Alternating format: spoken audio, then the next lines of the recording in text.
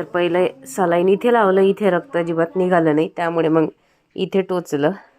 एवढा त्रास झाला ना, बापरे, असं वाटत होतं आता मला टोचू नका. चलो उठो, सुबह हो गई, स्कूल को जाने का टाइम हो गई. चला उठा. बिट्टूला उठवायचं काम केलंय आता मी किचनमध्ये. तिला उठून किचनमध्ये आली. पहिला तर मी भेंडी धुवून घेतले होते, मग सुकून घेतले.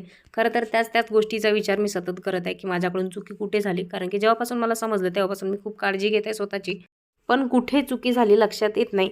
आणि वारंवार तेच विचार येतात माझ्या डोक्यामध्ये की 8-15 दिवसातच कसं काय झालं हे. खूप खुश होती मी ज्यावेळेस मला समजलं की मी परत आई होणार आहे, कारण की मला खूप दिवसाची इच्छा होती की मला आई बनायचं आहे परत एकदा. आणि तो आनंदही जास्त काळ टिकला नाही, आणि तीच गोष्ट सतत माझ्या डोक्यात चालू राहते. मिस्टर मला म्हणतात की वारंवार त्या गोष्टीचा विचार करू नको, जे व्हायचं होतं ते होऊन गेलं. इथे बिट्टूला उठल्याबरोबर मीच पाहिजे, पण आज पप्पा होते म्हणून ती खूप लाळा देत होती, मला आवाज देत होती, मम्मी ये पप्पा मला त्रास देत आहेत. माझ्या या लुकला बघून कोणी हसणार नाही, कारण की आमच्याकडे डिसेंबर महिना लागला, त्यामुळे भरपूर थंडी वाढली आहे. आणि ती टोपी वगैरे घातली ना की माझे केस वगैरे खाजवतात, आणि ती मला अजिबात आवडत नाही, त्यामुळे मी स्टॉलच बांधते. जेव्हापासून डॉक्टरांनी त्या गोळ्या दिल्या आणि मी घेतल्या तेव्हापासून मला एवढा त्रास होतोय कमरेचा आणि पोटाचा. आज एवढा टाइमपास केला बिट्टूने, एवढा त्रास दिलाय तयारी करायला. 9 वाजून 18 मिनिट झाले, 20 मिनिट व्हायला आली आहेत. आता बिट्टू मला घरून स्कूलसाठी निघाली. बरं झालं, आमचं स्कूल आमच्या जवळच आहे, अगदी 2 मिनिटाच्या अंतरावर, त्यामुळे टेन्शन नाही, लवकर पोहोचते. त्यानंतर मी ब्रश अंघोळ केली. मीनूसुद्धा उठली, ते आर्यनचा टिफिन बनवते. मी खायची सवय माझी बंद केलेली नाही, आणि तशी पण माझ्या आईने माझ्यासाठी जरासं सामान आणलेलं आहे ड्रायफ्रूटचं, तर ती मला बोलून खाऊ घालत आहे. आता काढले मी अंघोळ केली तर सॉक ओले झालं ना. आई सतत माझ्या मागे लागलेली असते, कानाला बांधत नाही, पायात सॉक घालत नाही, स्वेटर घालत नाही. कशी मुलगी आहेस तू, तुझी स्वतःची काळजी घेत नाहीस, आणि मी सांगते तर तेही ऐकत नाहीस. इकडे चाय गरम करत जाऊन चहा पण ठेवला होता आमच्यासाठी. मी पण स्वतःला समजून सांगितलंय, आता त्याच गोष्टीचा विचार करण्यात काही अर्थ नाही. जे झालं ते झालं. सतत तेच विचार, सतत त्याच गोष्टी, त्याने काय होतं, आपल्याला जास्त त्रास होतो. जी गोष्ट आपल्या हातातच नव्हती त्या गोष्टीचा जास्त विचार करण्यात अर्थ पण नाही.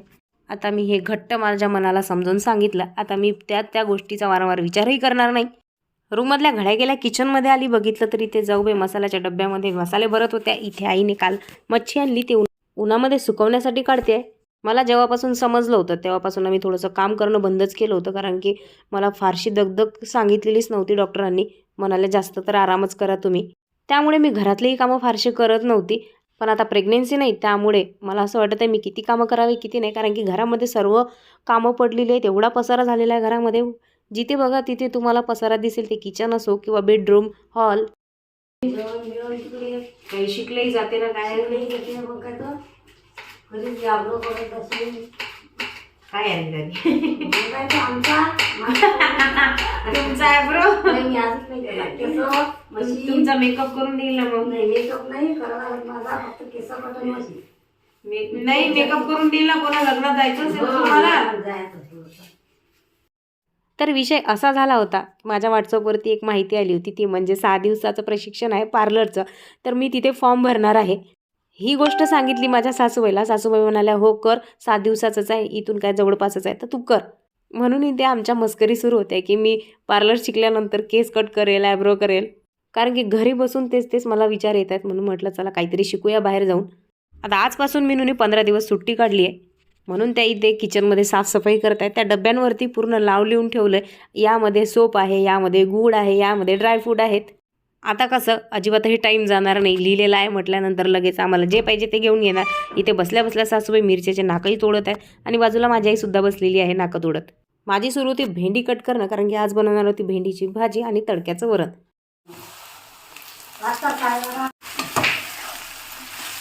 टाकला होता मी तुझा, माहिती आहे का तुला? हा, तू पिशवी भरत होती, आम्ही माहेरावरून घरी येत होतो, तर तो व्हिडिओ तुझा फेसबुकवर 2 मिलियनवर गेला, आणि त्याला 35K लाईक आहेत आणि 7,000 कमेंट्स आहेत. टाकले होते की माहेरातून येणारी प्रत्येक मुलगी जोपर्यंत आई वडील आहेत तोपर्यंत कधीच रिकाम्या हाती येत नाही. वाचलं होतं ना तू?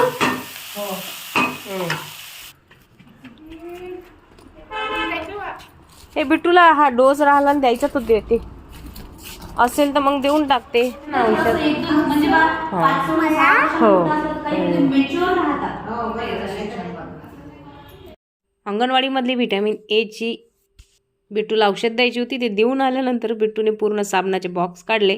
खेळायला हे सर्व तिच्या मागे लागले तिला गाणं म्हणण्यासाठी की बिट्टू गाणं म्हण, तुझा आवाज छान आहे. पण बिट्टू कसली ऐकते, बिट्टू अजिबातही गाणं म्हणायला तयार नाही.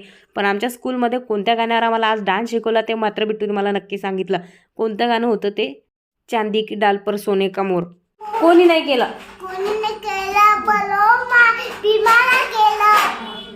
सासूबाईला म्हटलं थोड्या वेळ आता तुम्ही बिट्टूला तिकडे गुंतवा. आईचं खूप चालू होतं परवापासून की चल बाई डॉक्टरकडे तुला सलाईन लावते. शेवटी आज मी मुहूर्त काढला. म्हटलं चला हिचं खूप मन दुखते, आपण जाऊच या डॉक्टरकडे आज.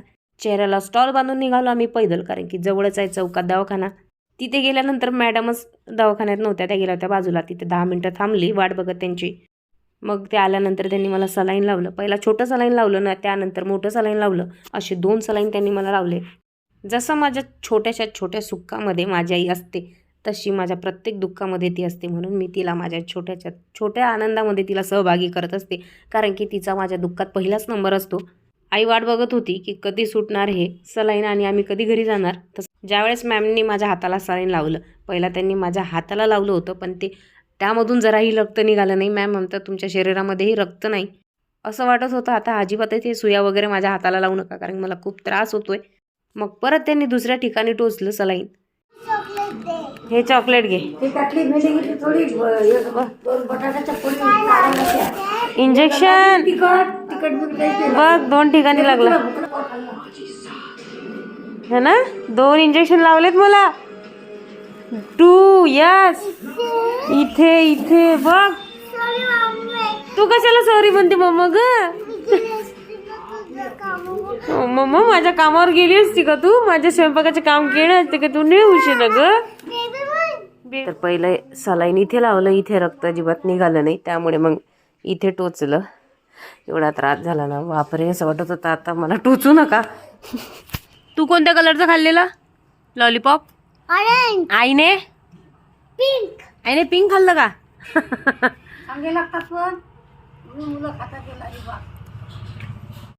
गप्पा मारत होती तेवढ्यात मला फोन आला की ताई तुमच्या सिलेंडरसाठी ते थंब लागणार आहे, तर तुम्ही या. बिट्टूचे पप्पा आल्याबरोबर आम्ही तसंच निघालो.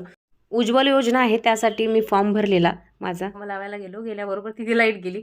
ते दादा म्हणाले की जास्त वेळ लागेल, असं करा ताई तुम्ही उद्या या वाटल्यास. ते म्हणलं चला जाऊ दे, मी उद्या येईल, कारण मी पण सलाईन घेतलं तेव्हापासून आराम नाही केला.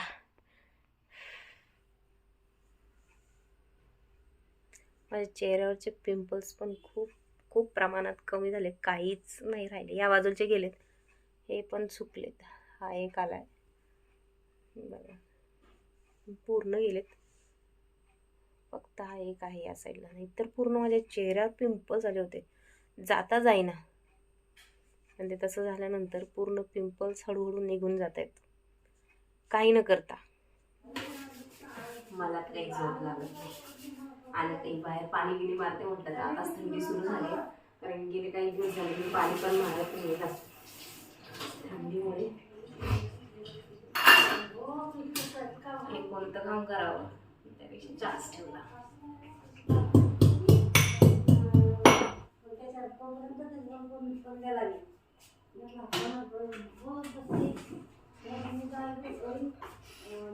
घेऊन ठेवलंय पूर्ण डब्यावर.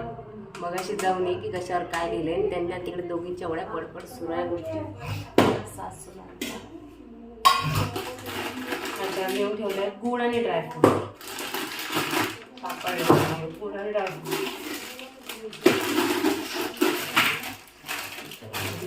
खाऊन घेतलेला. 2080 रुपयाचं पार्सल. काय आणलं मॅडमने काय माहिती. मजे मजे अपनी बैंड के मजे मजे, और मेरे सारे पैसे डॉक्टर पे चले. काय आणलं ॲमेझॉनवरून आणलं, सर्व मेकअपचे प्रोडक्ट असतील. पर मैं बेचारी डॉक्टर के पास जाके अपने पैसे खर्च कर रही. तब्येतीसाठी ते पण गरजेचंच आहे. ते काय वायावरती नाही चालते, ते माझ्यावरच लागत आहेत का 5 रुपये अरेंज राधी आणा मग बिस्किट. आज 5 रुपयाच्या बिस्किटसाठी मी सासूबाईकडे हट्ट केला. बघूया आता आमच्या सासूबाई खरंच आणतात की नाही माझ्यासाठी 5 रुपयाचा बिस्किटचा पुडा. मला घरी सोडल्यानंतर आई गेली होती मार्केटमध्ये थोडंसं सामान आणायचं, कारण की तिच्या घरी थोडंसं ज्वेलरीचं दुकान पण आहे आणि बांगड्या पण ती विकते. वा वा किती रंगीत रंगीत कलर. हे कोणाला आणली? काय आई होत नाही ना ही चप्पल. आता बिट्टू घालून जाते ना, ही बिट्टूच्या पायाची आहे, ही होत नाही. गलत नंबर केला आई तू. वापस कर दे नकल, वापस करून दे ना. ही एवढी लहान आहे का, तुला समजायला तर पाहिजे. एवढी लहान आहे का बिट्टू? तिची चप्पल एवढी ही अशी चप्पल होती तिला कधी. बिट्टू जेव्हा 1 वर्षाची होती ती चप्पल पण झाली नव्हती. 4 वर्षाची सांगितली नाही नाही होत नाही. 4 वर्षाची की 4.5 वर्षाची? एवढीशी चप्पल आणली आईने माझ्या बिट्टूसाठी. खरंच अंगावर होते काय. यामध्ये किती मस्त colour. Red colour, grey colour, pink colour, orange colour. अशा बाया घालतात काय गाई? हा आई अशा बाया बांगड्या घालतात काय? बापरे. मी साडीवर छान आहे. आई तुला चप्पल आणली बरोबर होते का? चप्पल आणली आईने तुला.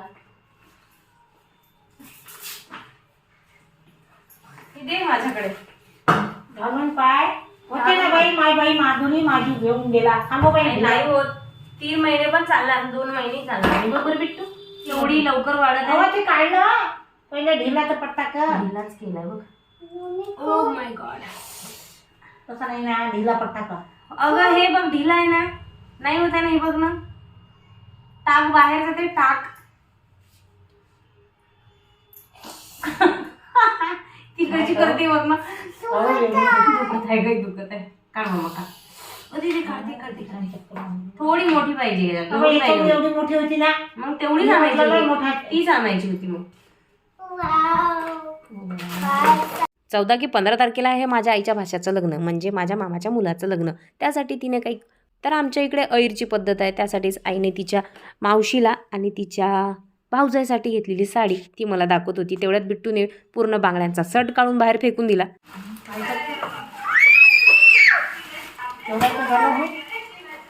मग एक एक करून आई सर्व आम्हाला वस्तू दाखवत होती काय काय आणल्या. तसं पण तिने काही माल आणला ज्वेलरीचा किंवा बांगड्या की ती सर्व आम्हाला दाखवते आणि आम्ही असं मस्त बसतो बघत. आमच्या कामाचं असलं तर आम्ही घेऊन घेतो आणि नसलं तर फक्त बघतो.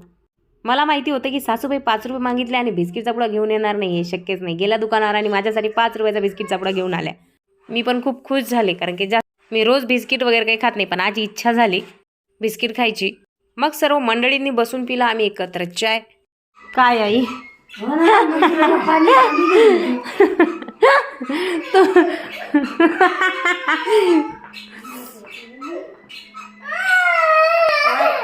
आई हे घेऊन जाते तू तुझ्या नातवाला संघर्षाला घेऊन जा.